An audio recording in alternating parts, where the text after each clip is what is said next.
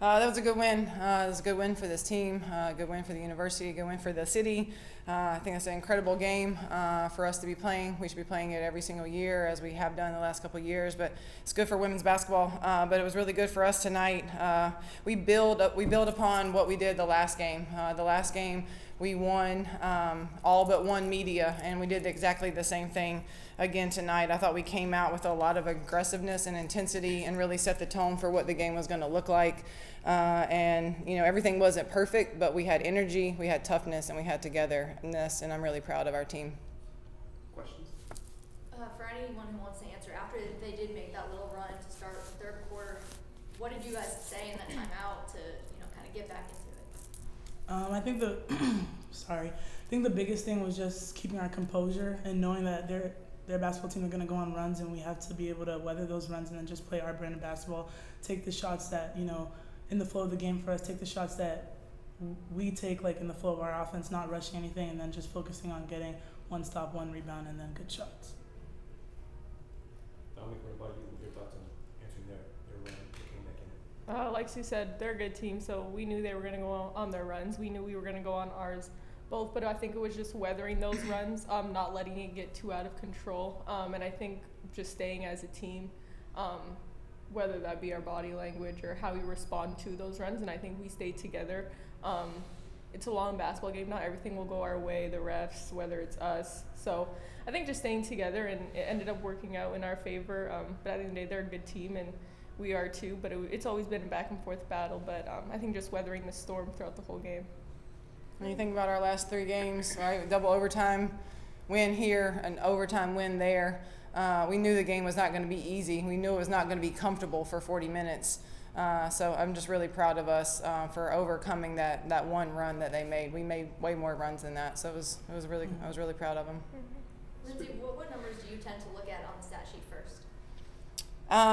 Well, right now, because we're focused so much on winning medias and winning quarters, I'm looking at that. After that, I look at our turnovers, I look at their turnovers, and I look at the rebounding. So those are the three things that I'm looking at the most.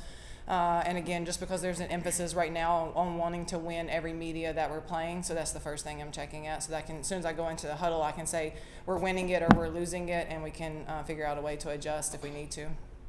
Speaking of the runs and all, the media, especially the media in the third quarter when it gets under 5, are you looking for something, or you just said, okay, everything's kind of like in a back and forth situation, but we need to make some moves? Yeah, I mean, I thought we got great looks even during their run. We just didn't. We had a couple that didn't fall that could have fallen very easily, and then the run doesn't even look the same, right? So I didn't want us to stop playing aggressive. I didn't want us to slow down the game so much that we lose our momentum as well. But there came a point that I just really wanted to get the ball inside and see if we could get something easy.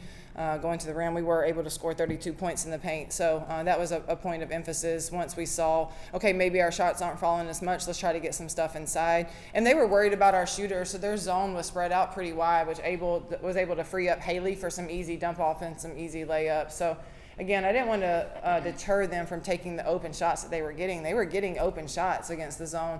And if a couple of those falls, it looks even different than it turned out. Coach, what are your thoughts on production from Haley? I thought Haley was tremendous, 10 and 9. I played Haley at the 4 today. I asked her if she could play the 5. She said, yeah, I can do it. And she goes in there and she plays the 5. And then they subbed in and they had a big girl in. I was like, hey, you still got to guard her? She was like, I'm okay, I'll front her. And she did. So she's a workhorse. She's willing to do whatever it takes to win the game. She flies around and just makes a lot of things happen. So I'm really, really happy for her to see just her confidence growing in her game, because she can really just fill up the stat sheet in a lot of different ways.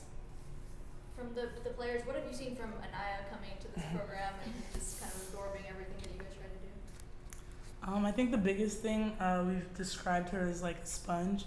Obviously, she's a freshman and there's going to be mistakes that are made, but you tell her something, we tell her something, coach tells her something, and she's really quick to learn and to adjust. And I think that, along with just her abilities as a basketball player, she's very good offensively. She can pretty much score on all 3 levels, and she's bigger, so she can guard a lot of positions. She can rebound. I think today she had 8. 9 and 8. Mm-hmm. Yeah, so I think she's a sponge, and she's very talented, and she comes in and like she does what she's supposed to do. She's never shying away from the opportunity, and it's really nice to see.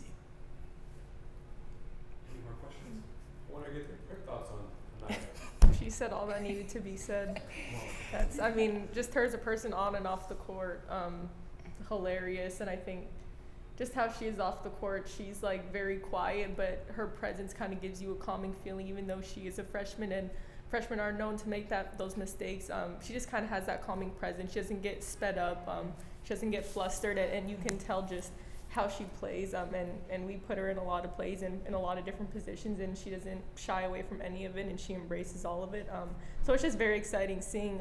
We're only 4 games in, and all she's done as a freshman so far. So the jump she's going to make game from game, year to year, month to month is just going to be really incredible, and we're all excited to see it. That's a great answer. Yeah. Got one more for Coach, if I could. Sure. How do you feel it's going trying to find a balance between sticking to what you were good at, what made you successful last season, and obviously trying to adapt to some of the personnel situations you're in right now? Yeah, I mean, there's not a whole lot that has changed from what we're trying to accomplish offensively or defensively. There's some different pieces out there, but we're still trying to overall accomplish the same things. We have great shooters on the floor. We have guards that can punch and attack gaps. And then we're going to always have a post presence on the inside. And so that's not really going to change. But like Dom mentioned, we're putting Anaya in different positions. And sometimes she's at the 3 and sometimes she's at the 4. And we're trying to take advantage of those mismatches. But we've always kind of done that. We've done that with Malia. We've done that with, Haley Adams. And so we've done that in a variety of different ways too. So not a whole lot has changed. Some personnel pieces has changed, but the core of what our brand of basketball looks like is always going to remain the same. Thank you. Thank you, guys. Thank you.